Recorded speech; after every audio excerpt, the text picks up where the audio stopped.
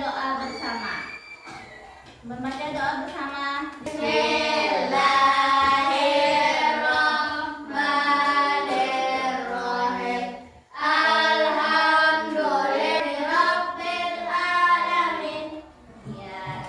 Dengan kita membaca doa tadi, semoga hari ini pembelajaran kita lebih bermakna, lebih barokah, dan mendapatkan ilmu yang bermanfaat. Habis kita membaca doa, sebelum ibu absen, marilah kita menyanyikan dulu lagu wajib nasional.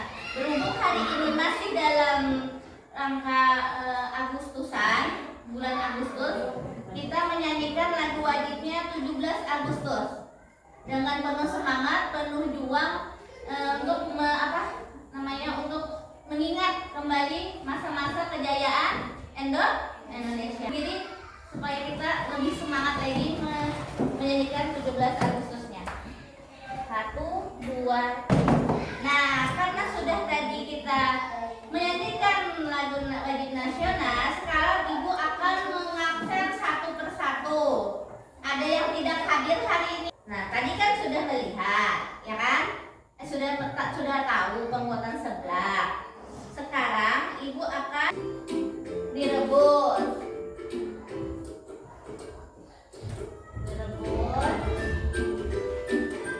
Kasih bumbu. Ibu minta proses merebus kerupuk, ya kan? Merebus. Nah, kalau permainannya, kalau misalnya up berarti tangan ke atas. Kalau down berarti tangannya ke bawah. Up, down. Kalau kata ibu shift itu putar, tapi jangan lepas. Shift. Kalanya boom berarti di paham? Kalau misalnya teman kalian masih tetap di situ, kalian sudah kata ibu boom berarti dia kalah. Kalau misalnya tangan teman kalian menghindar berarti paham? Oke. Tangannya dikepal. Tangannya dikepal. Sudah? Siap? Konsentrasi. Jangan kemana-mana pikirnya. Dengarkan apa aja ibu. Nah, oke, kita mulai. Up. Up. Down. Iya. Up. Shift. Putar. Boom. Satu kali lagi.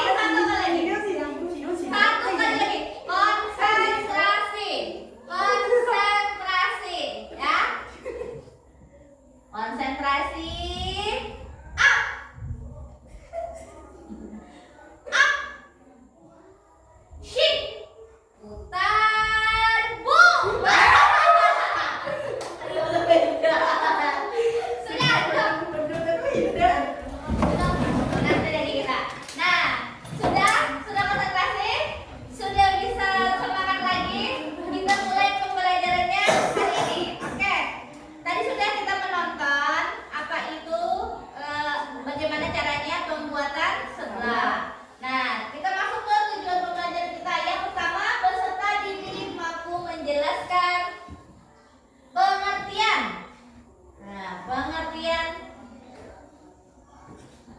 Pengertian berpikir kompetensional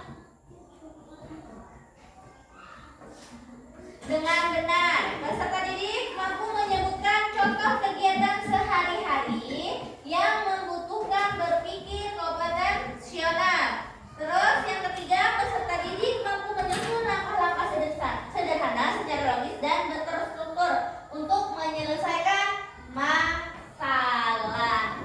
Masalah banyak buat kita selesaikan hari ini. Asal jangan minta duit sama ibu.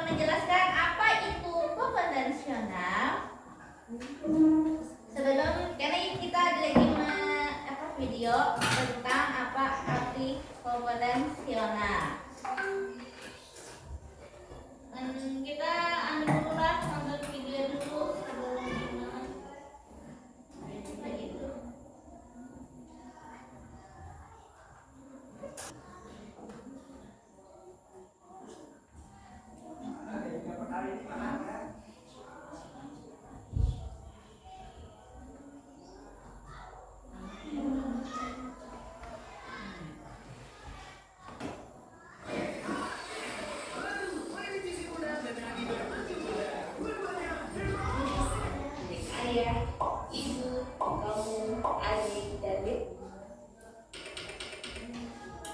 pengenalan computational thinking. Hai teman kece, coba tebak apa artinya computational thinking atau berpikir komputasional? Adakah yang bermata jeli dan melihat kata komputasional di sini? Jadi mungkin ada hubungannya dengan komputer ya? Iya, betul sekali. Jempol buat kamu yang sudah menebak dengan benar. Berpikir komputasional adalah proses berpikir untuk menyelesaikan masalah dengan efektif dan efisien. Dalam ilmu komputer, proses berpikir ini dilakukan sebelum mulai menulis coding atau pemrograman. Jika sudah direncanakan dengan baik, maka coding yang ditulis akan sesuai dengan kebutuhan dan dapat diselesaikan dengan cepat dan tepat. Tapi ternyata berpikir komputasional juga bisa dilakukan tanpa komputer dan tanpa internet loh. Malah sebenarnya kita pun sudah menerapkannya dalam kehidupan sehari-hari.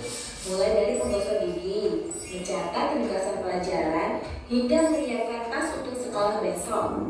Wah, kalau kita sudah bisa menerapkannya setiap hari, berarti kita semua sudah mahir dong. Belum tentu. Coba-coba tadi kan menerapkan berpikir komputasional pada masalah yang sederhana. Masih banyak nih masalah yang lebih kompleks, seperti misalnya mengatur keuangan bulanan, apa yang harus dilakukan kalau kamu tersesat di tempat baru, hingga memilih jurusan dan karir. Lalu yang lebih penting lagi, ketika kamu dewasa nanti, kamu akan menghadapi era industri 4 dan bahkan 5. Di sini kamu perlu kecepatan untuk memanfaatkan dunia digital, mulai dari mencari dan memilah informasi yang kamu perlukan, hingga menggunakan informasi itu untuk membuat keputusan penting dalam hidupmu. Menghadapi masalah kompleks kehidupan di masa sekarang dan masa depan ini mirip seperti merencanakan coding yang sudah dibahas sebelumnya. Kuncinya adalah memahami masalah dengan tuntas dan mencari cara menyelesaikan yang efektif dan efisien. Nah, kalau begitu, bagaimana agar kita bisa berpikir komputasional? Sekarang kita bahas ya 4 landasan dari berpikir komputasional. Yang pertama, dekomposisi. Dekomposisi artinya membagi masalah kompleks ke bagian yang lebih kecil agar mudah diselesaikan. Misalnya, kamu ditunjuk jadi ketua panitia lomba 17-an. Maka, untuk memudahkan pelaksanaan, kamu bisa menunjuk panitia bagian acara, konsumsi, publikasi, keamanan, dan lainnya. Yang kedua, pengenalan pola. Artinya mencari kesamaan dan pola di antara bagian-bagian masalah kompleks yang sudah dipecah. Misalnya, kamu hendak melipat dan menyimpan jemuran di rumah, maka kamu perlu bisa mengenali jemuran milik ayah, ibu, kamu, adik, dan milik bersama seperti spray, handuk, dan lainnya. Ini karena jemuran-jemuran itu perlu disimpan di tempat yang berbeda. Yang ketiga, abstraksi. Artinya fokus pada informasi yang penting saja, mengabaikan detail yang tidak diperlukan. Misalnya, kamu hendak menceritakan pengalamanmu berwisata ke luar kota. Tentunya kamu mengalami banyak hal, dari mulai berangkat di bus, berfoto bersama, makan di restoran, menginap di hotel, hingga perjalanan pulang. Tapi nggak mungkin kan kamu ceritakan semua kejadian dengan detail pada teman-temanmu. Pasti mereka bosan kalau kelamaan. Jadi kamu harus menyaring beberapa kejadian yang menarik saja untuk diceritakan pada teman. Yang terakhir, algoritma. Artinya membuat langkah-langkah penyelesaian atau membuat aturan yang diikuti untuk menyelesaikan masalah. Misalnya kamu diberi daftar belanja di supermarket oleh ibu. Ada minyak goreng, telur, roti, sayur, dan kopi. Lalu kamu harus buru-buru karena ibu sudah mau memasak dengan minyak goreng itu. Nah, kalau seperti ini, satu cara yang efisien misalnya mulai dengan mengambil barang yang paling dekat dari pintu masuk hingga terakhir yang paling dekat dengan kasir. Nah, itu dia 4 landasan berpikir komputasional yang perlu diterapkan untuk memecahkan masalah yang kompleks. Lalu berikutnya, apakah ada cara untuk mengasah kemampuan berpikir komputasional? Tentu ada. Selain bisa coba kamu terapkan ke masalah sehari-harimu, kamu bisa juga latihan soal untuk mengasahnya. Misalnya, gurumu akan memberikan soal-soal computational thinking di mata pelajaran matematika, bahasa Indonesia, dan IPAS dalam kurikulum mereka. Selain itu, kamu bisa ikut tantangan Bebras Indonesia juga. Yuk coba simak satu contoh soal computational thinking. Dalam bis studi wisata, ada 3 kelompok anak yang akan diantarkan ke 3 tujuan berbeda. Bis berhenti pertama di restoran, lalu hotel, dan terakhir di museum. Hanya ada satu tempat penyimpanan koper di samping bis, yang hanya bisa dibuka dari satu pintu. Sopir bis ingin mengatur koper-koper penumpang hingga mudah dikeluarkan. Bantu supir bis menentukan urutan memasukkan koper-koper itu ke dalam tempat penyimpanan. Pertanyaan, koper kelompok anak yang mana yang dimasukkan terakhir? A. Nah, yang mana? Pertanyaannya tadi apa? Nah, dalam studi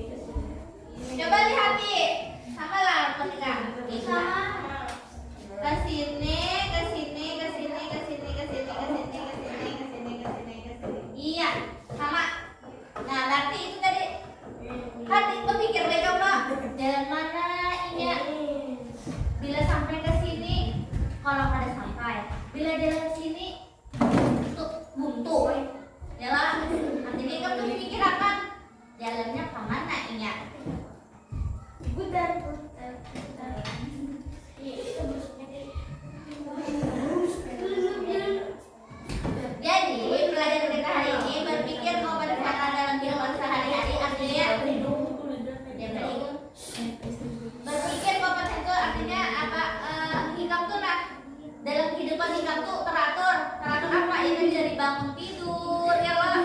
Anak sekolah bangun tidur, makan dulu. Artinya kehidupan ikan tuh teratur. Kadang nang semeraut, arti semeraut itu apa? Semeraut tuh aja gitu. Enak aja dosa makan dulu nang sekolahan. Karena di sekolah sakit perut, cari konten, belajarnya kan. Kalau kita teratur, berpikir proses kita hendak ke sekolahan, hendak ke sekolahan, ada majlis, sembahyang, makan, hanya ke sekolahan, kan itu teratur toh. Kalau misalnya kamu sebutin aja nggak teratur, ya nang di sekolah pindah oler, apalagi misalnya ada mandi, ya lo, ada mandi ya Allah, sekolahan udah bau, kawan nggak ada mau mandi, kata dulu, berpikir ini apalagi belajarnya pelajaran matematika, ya udah. Nah, jadi harus gitu harus teratur. Apa tadi manfaat teratur? Ya tadi manfaat teratur hidup ikam nyaman. Ya kalau ibaratnya ada rasa tusuk, tenang bila teratur nih. Nah, sekarang kita kawan, di umur ikam ini perlu pada komputer sedekah atau laptop atau HP lah. Perlu kada? Perlu. Perlunya tuh apa? Belajar. Ada main game nggak? Jadi perlu, sebenarnya perlu, cuma ada batasannya. Nah, batasannya apa? Kalau misalnya ya tadi Bu ya, kayak pada ibu mencari jawabannya pelajarannya ini, boleh nggak Bu mencari di Google? Nah, tuh ya lah. Atau misalnya Bu, boleh lah buka HP. Kenapa? Dulu hendak kayak bergerak caranya jadi kayak ini. Jadi hendak melihat YouTube. Nah, itu kedua. Artinya HP itu tidak semata untuk game aja, tapi untuk belajar. Cuma main game tuh boleh, tapi jangan terlalu lagi.